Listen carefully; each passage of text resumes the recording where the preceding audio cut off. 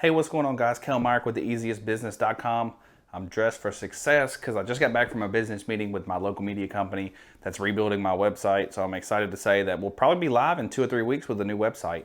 We'll get rid of that old WordPress lame website that you guys see at theeasiestbusiness.com now. We'll be revamped. We'll have a login if you decide to purchase content, which will be a blueprint reading course that I'm coming out with. So I'm excited to announce that. I'll let you guys know when it's live, and I'll be pre-sailing the blueprint reading course and how to break into commercial bidding. But I had a question in my email this morning. When I woke up, I logged into it. A guy said, I just started my own painting company. How do I bid residential paint jobs? So I did a video on this a couple weeks ago while I was on site on a residential paint job, but I kind of want to break it down more mathematically, more methodically this morning. He said he was having trouble when there's like crown molding and chair rail and trim and things like that. But I'm still going to tell you to go back towards the production method, the labor and material method. This is how to bid residential paint jobs by labor and material. This is the way that you have to do it. A lot of people are solo guys like myself. I'm a solo guy. I don't have a crew. And around my area, the biggest crew around here is probably about 10 people. So I just work for myself. And my motto, and if you don't hear anything else from me today, take this advice. Why would you take anything less than 6 figures a year? If I'm going to go work for somebody else, and I can go work for somebody else and make top pay, make $50,000 a year. $50,000 a year is only $25 an hour. So if I'm not making at least double that, why am I in business for myself? Okay, you might say, yeah, it's easier, it's less stress, but that's not true at all. Because once you start missing deadlines, once you run into issues, once people aren't paying you, or you're having trouble getting payment, or they stop talking to you after you finish the job or whatever, if you didn't take a deposit, it's a lot more stress than just working for somebody else. Working for somebody else, you're getting your easy paycheck every week. You know, it might not be easy, you may be working hard, but that paycheck's pretty much guaranteed every week, unless your boss is a sleazebag, but that's a whole different story. Anyways, let's go into this. So we're going to assume a couple things in this mathematical equation. Your rooms are standard size, 10 by 12 rooms, 12 by 14 rooms, nothing too crazy. We're not talking living rooms here. We're not talking, kitchens. We're not talking sunrooms, anything like that. We're gonna just do 3 rooms. Somebody calls you, hey man, you're a small company. You're not backed up 6 months. I need these 3 rooms painted. We just moved in. This happens all the time. We want walls, ceilings done. We want trim done, but we don't want any doors done. That happens all the time as well. So I just did a quick estimate here. Most paints will cover about 250 to 350 square foot a gallon on wall space. So what you're going to want to do is calculate 2 gallons per bedroom. So 1 gallon, I'll do 1 coat. The second gallon, do the second coat. You might have a little bit left over. So typically 2 gallons on the walls for 2 coats. Now if you're doing 3 coats, you're going to need another gallon, 1 being of primer. So we're going to need 6 gallons total for this job. That's 3 rooms, standard size, just wall. 6 gallons for just wall paint. Trim, you're going to have 2 gallons. That's probably going to be way too much to do baseboards and door frames. But if you have some crown, that'll help too. You more than likely are going to be able to get away with 1 gallon, depending on how many coats you need. If you're doing like stained wood or something like that, you're going to need to prime it, and then you're going to with some oil base, and then you're going to need to go over it with 2 coats if it's some really dark stained wood trim that they want white. But if it's previously white, you might can get away with 1 coat, but I just go ahead and calculate 2 for everything. So we're going to go 2 gallons just to be safe. It's always better to be safe than sorry. And then for your ceilings, you're probably only going to need 4 gallons. You're going to need probably 1.5 gallons for each room. If you do 2 coats, if you do 1 coat, 1 gallon in each room is a safe bet. I go ahead and buy 5 gallons because I know I'm going to need ceiling paint in the future, but we can charge it to this job, and next job we can charge it to there, and you just make a little bit more on each job, and you stack those values, and it just gives you that little safe cushion as a small business owner to take care of some of your overhead, even though you might not use all 5 gallons here. So that's how I do it. Let's say you get 6 gallons for the walls. Sorry, I'm only anchored here in one spot, so my whiteboard kind of moves, so it's kind of janky, but you know, it is what it is. And so 6 gallons of wall paint at $25 a gallon. Gonna be eggshell, satin, basically the same thing. Trim paint, I like to use something a little bit more expensive, maybe a $50 a gallon Pro Classic, or maybe even an emerald urethane. I don't know what happened to Equal Sun here. And then ceiling paint's going to be usually cheaper. You're probably going to be getting it for about $23 or $24 a gallon. So we'll go to our handy dandy calculator. We'll put my phone on silent. We'll go here. 6 gallons at $25 a gallon is $150. 50 times 2 is 100 for your trim paint. So now we're sitting at $250. And then 5 gallons at $23 a gallon is 115 plus 250.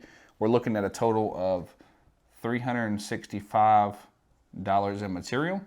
Okay, now this is also assuming that you already have a paintbrush, a roller frame, a roller, maybe some plastic, some drop cloths, a 5-in-1, and a rag and a ladder, things of that nature. We're not talking about spraying, we're talking about brush and rolling occupied homes. So how long is this going to take you on labor? This is going to be your total cost. $365 is the cost. It may not necessarily be what you charge, but this is the cost of what it's going to cost you to buy this material with no markup. So labor, how long is it going to take you to do this? Labor. 3 rooms. If I had to 2-coat this room with furniture, cut in all 4 walls, coat it, let it dry, come back, cut all 4 walls again, roll it. Don't do it that way. When you do the second coat, cut in 1 wall at a time, roll it so you can keep a wet edge. But you know what I mean.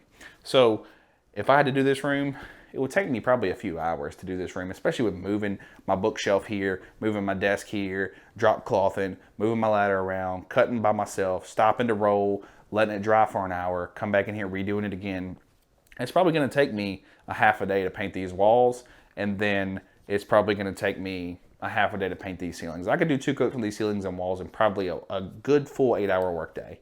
And then it'd probably take me a half a day to run this trim. That's what we're going to allot for it anyway. So we're looking at probably a day and a half to do trim, walls, get everything pulled off, spackled, caulk any spots that need it, pull out any old caulk that the homeowner tried to do themselves as a 1/2 inch up the wall. You know, to really do it the right way, we're going to give ourselves a day, day and a half. So we'll say a day and a half per room is what it's going to. A day and a half per room is what it's going to cost us in labor to do.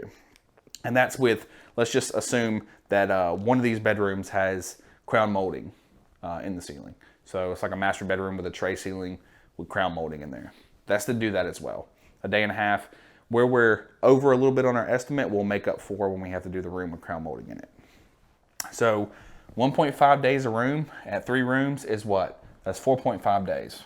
That's 4.5 days is our total labor. Now, it comes down to the question, what do you want to make on labor? What did I say earlier? I said, what's the point of being in business for yourself if you don't at least have the opportunity to make $100,000 a year? Inflation's going up, cost of paint's going up, gas is going up. You need to be making $100,000 a year if you're going to work for yourself. If not, you need to go work for somebody else, unless it really truly is just about the freedom to do whatever you want. Maybe you don't need to make a ton of money. Maybe your spouse makes a ton of money. I don't know. I know my spouse makes good money, but I still want to make good money myself. That's just how I feel. So 4.5 days, if you're going to do $2,000 a week, which is basically $100,000, it's $104,000, then you need to be making $400 a day. So $400 a day in labor is what I want to make minimum. So at $400 a day, we're looking at 4.5 days. Off the top of my head, should be $1,800. $400 times 4.5, $1,800 in labor. So your total labor cost is going to be $1,800. Now, as a guy working for myself, yes, I have very, very low overhead. I pay like $30 a month for insurance, for general liability insurance. My business license costs me like $30 a year or something like that. And then, of course, you have to take taxes out of this money as well because, you know, as a contractor, they just pay you the amount of money and you pay the taxes later.